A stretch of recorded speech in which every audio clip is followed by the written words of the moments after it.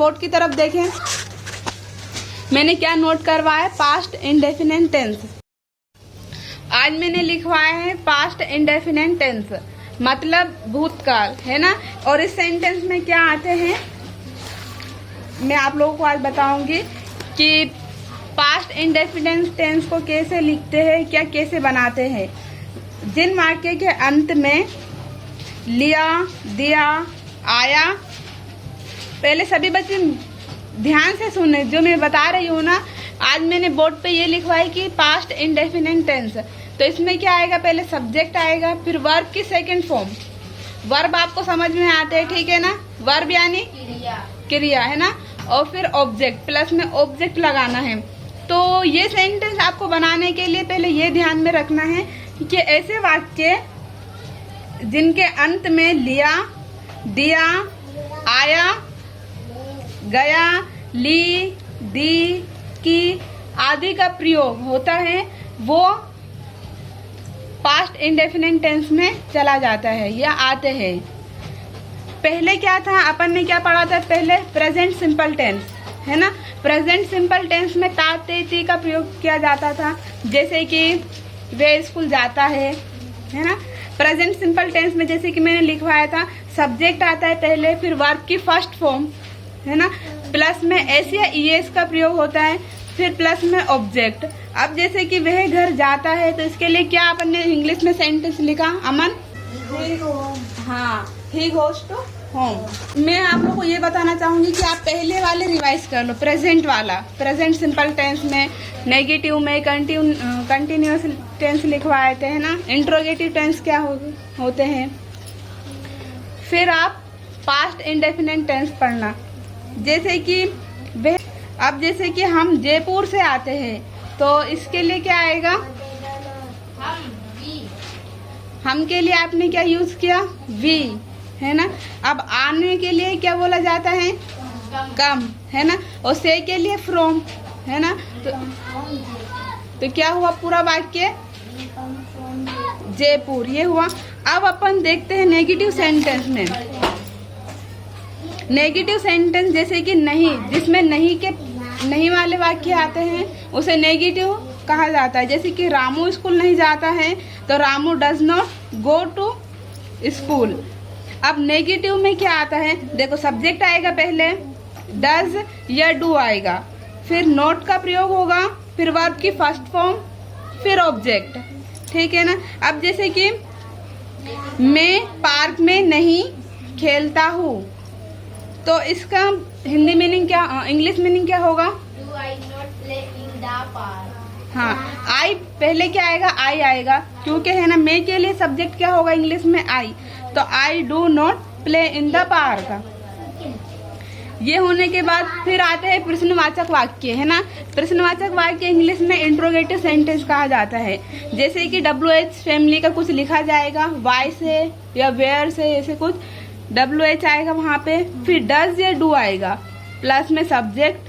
अगर नहीं वाले वाक्य होंगे तो उसमें नोट लगाएंगे अपन, फिर वर्ब की फर्स्ट फॉर्म, फिर ऑब्जेक्ट। अब जैसे कि क्या आप खेलते हो, आप किसी से प्रश्न जैसे सवाल कर रहे हो, क्या आप खेलते हो, तो उसे इंग्लिश में आप क्या बोलोगे, डू यू प्ले, है ना। अब इसी तरह जैसे कि आप क्या खेलते हो, यानी कि कौन से खेल के बारे में पूछा जा रहा है कि आप क्या खेलते हो, तो व्हाट डू यू प्ले, आप कौन सा खेल कर, व्हाट, है ना। यानी कि इसमें क्या हुआ, क्या के लिए व्हाट यूज किया अपन ने, तो व्हाट डू यू प्ले। ऐसे क्या राम स्कूल जाता है, तो does Ram go to school. अब इसी तरह ये हो गए आपके सिंपल वाले, है ना, प्रेजेंट सिंपल के। अब इसी तरह मैंने कंटिन्यूअस के लिए भी लिखवाए थे। कंटिन्यूअस में क्या आता है, रहा है, रही है, उसमें कुछ भी नहीं, सिर्फ ING का प्रयोग होगा, है ना। ING लगा के अपन बनाते हैं।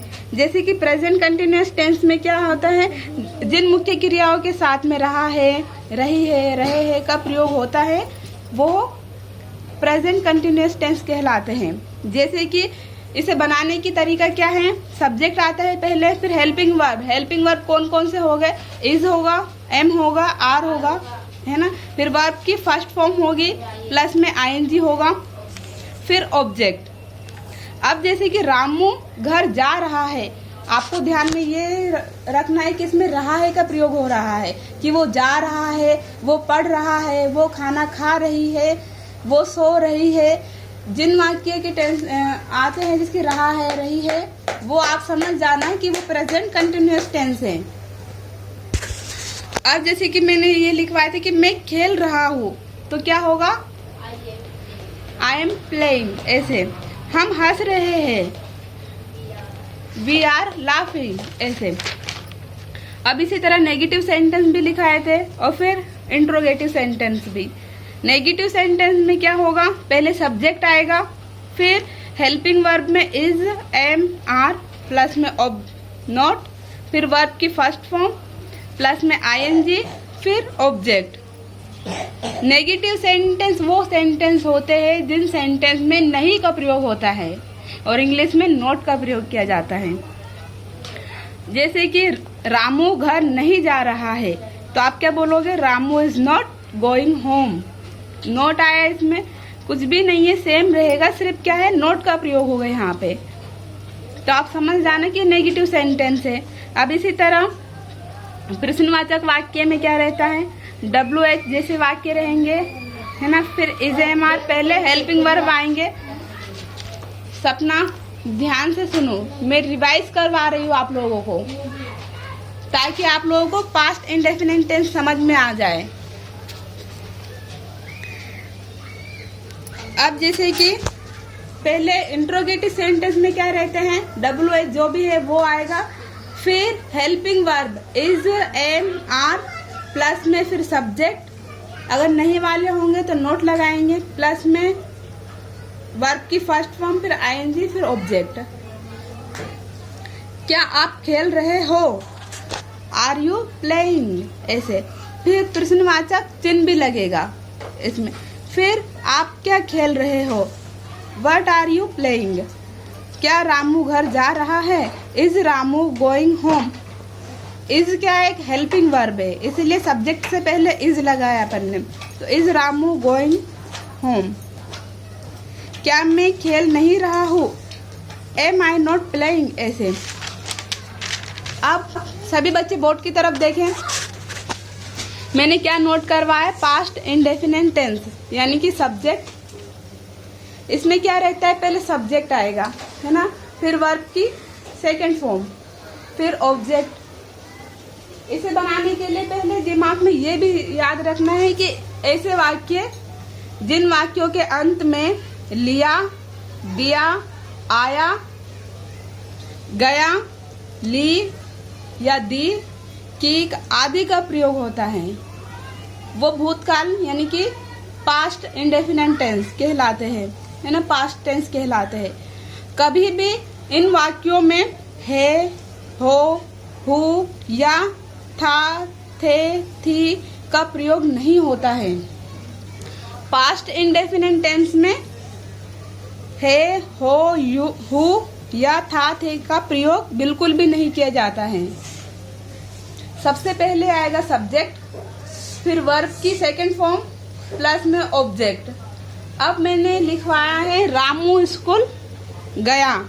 इसमें क्या आया है? गया। मैंने क्या कहा है? ऐसे वाक्य जिनके अंत में गया, आया, ली, दी आदि ऐसे वाक्य आ जाए अंत में, वो पास्ट इंडेफिनिट टेंस कहलाते हैं। जैसे कि रामू स्कूल गया, अंत में क्या आया? गया। ठीक है। पहले अपन जैसे कि प्रेजेंट सिंपल टेंस में रामू स्कूल जाता है ऐसे लिखवाए थे, वे खाना खाती है, ताती का प्रयोग कर रहे थे, फिर रहा है, रही है का प्रयोग किया जा रहा था। लेकिन इसमें क्या है? इसमें गया, लिया, किया ऐसे। अब जैसे कि रामू स्कूल गया, तो आपने क्या लिखा यहाँ पे? रामू वेंट। अब जिसकी वर्ब की फर्स्ट फॉर्म, वर्ब क्या कहलाते हैं? क्रिया। अब जैसे कि जाने के लिए क्या बोला जाता है? गो। तो गो की जगह मैंने क्या लिखवाया? वेंट, है ना। तो रामू वेंट टू स्कूल। अब उसी तरह उसने एक पत्र लिखा, लिखने के लिए क्या बोला जाता है? राइट, है ना। यहाँ पे मैंने क्या लिखा है? Wrote. He wrote a letter. ये भी ध्यान में रखना है, लड़कों के लिए ही और स्त्रियों के लिए सी। उसने एक पत्र लिखा, तो ये एक लड़के के लिए बात हो रही है, इसलिए ही रोट अ लेटर। लिखने के लिए क्या होता है? राइट, और उसकी राइट की सेकंड फॉर्म क्या होगी? Wrote. He wrote a letter. अब मैंने उसे एक पेंसिल दी। अब जैसे कि देना को इंग्लिश में क्या बोला जाता है? गिव। तो गिव की सेकंड फॉर्म क्या होगा? Gave. I gave him a pencil. समझ में आए? Yes. सभी बच्चे नोट करो और उसे ध्यान से पढ़ो और समझो।